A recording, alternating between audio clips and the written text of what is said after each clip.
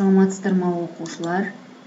Тараз қаласы Шона Смаханұлы атындағы нөмірі 44 орта мектебінің информатика пәні мұғалімі Супиева Махаббат Құрмантайқызы.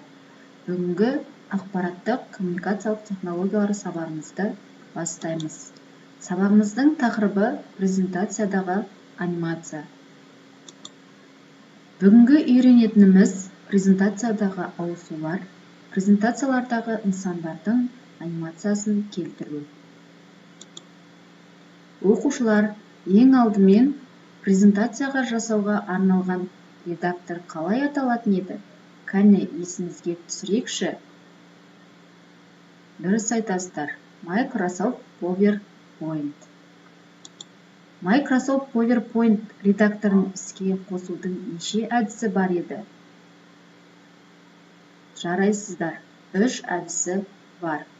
Олай болса, біз қарапайым презентацияның қозғалыссыз слайдтардың жиынынан тұратынын білеміз.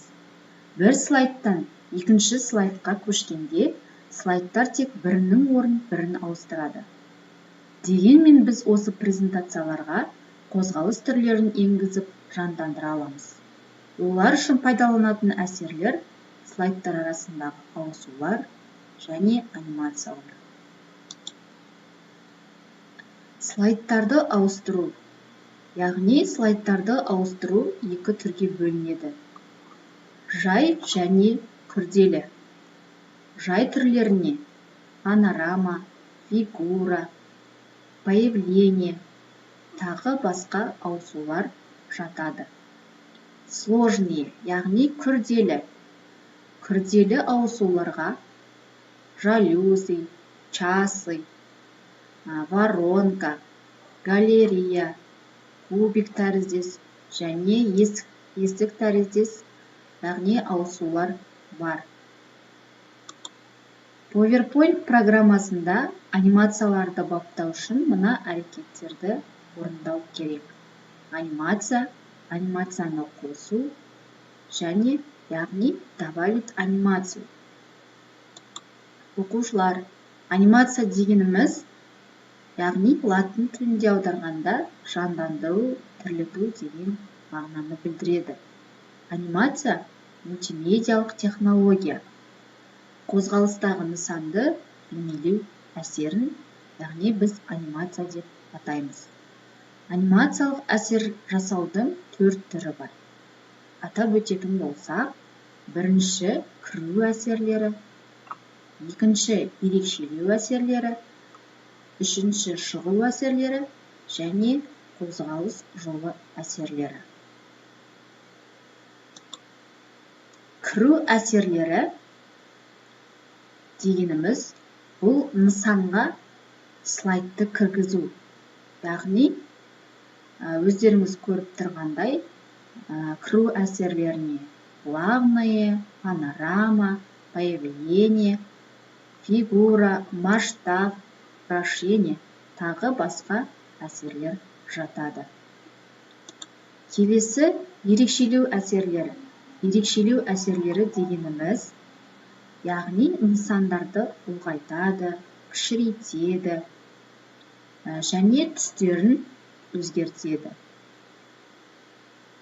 Келесі бізде қозғалыс жолы әсерлері. Яғни нысандарды жоғары, төмен, оңға, солға әртүрлі бағытта қозғалыс жасау әсерлері. Келесі бізде шығу әсерлері. Шығу әсерлері дегеніміз, яғни нысаннан слайдты шығарады. Өздеріңіз көріп тұрғандай, появление, фигура, панорама, масштабы, тағы басқа әсерлер жатады. Олай болса, балалар, сіздермен практикалық тапсырма жасап қойайық. Мына суреттерге әртүрлі анимацияларды қолданамыз. Ең бірінші біз мына суретті таңдайық. Яғни, осы суретке анимация әсерлерін қолданамыз. Анимация жасау үшін ең бірінші біз суретті белгілеп аламыз. анимацияны таңдаймыз. Жаңа атап өткендей 4 әсерлер бар. Бірінші кіру әсерлері, екінші ерекшелеу әсерлері, үшінші шығару, төртінші қозғалыс жолы әсерлері. Бірінші әсерді қолданып көрейік. Яғни бірінші әсер кіру әсері. Панорама.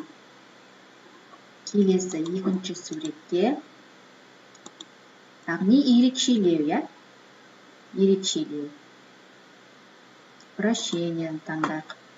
Үшінші суретке, яғни шығу әсері, фигураны қолданып көрейік.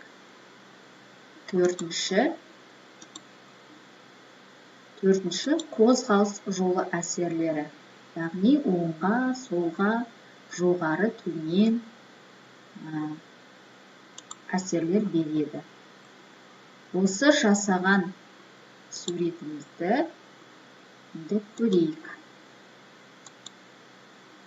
Міне осы нысанға, яғни слайдты кіргізді, бұл қандай әсер еді? Кіргізу, кіру әсерлері, яғни. Келесі бізде ерекшелеу әсері. Нешені не істеді? Қозғалтты, ерекшелеу. Үшінші бізде шығу әсер, яғни нысаннан мына тұрған слайдты шығарады. Шығару әсері. Төртінші бізде қозғалыс жолы әсері. Не істеді? Қозғалды. Жақсы балалар, олай болса, осы практика жүзінде түсінген болсақ, онда біз дискідегі тапсырманы орындап көрейік. Ең бірінші біз қандай қозғалыс жасадық? Қандай әсерді жасадық? Ең бірінші біз нысанға слайдты не істедік балалар? Дұрыс айтасыздар. Кіргізу әсерін қолдандық. Жақсы. Келесі екінші әсер қандай әсерді қолдандық? Ерекшелеу. Жарайсыздар. Және де үшінші біз шығу әсерін қолдандық, Жақсы. Және соңғы тапсырмада біз қозғалыс жолы әсерін қолдандық. Жақсы.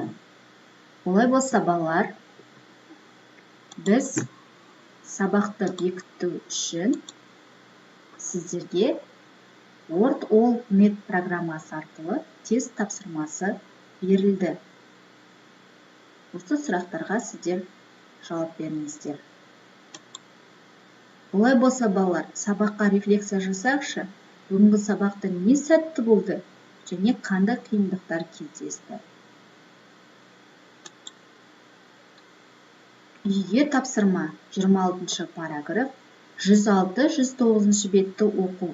Яғни, анимациялық әсерлерді қалай қосамыз, анимациялық әсердің қандай түрлері бар, анимацияның көмегімен суретті көрсетілген бағыты бойынша қалай жылжытуға болады. Яғни, осы сұрақтарға жауап береміз. Олай болса, назар салып тыңдағандарыңызға рахмет, сау болыңыздар.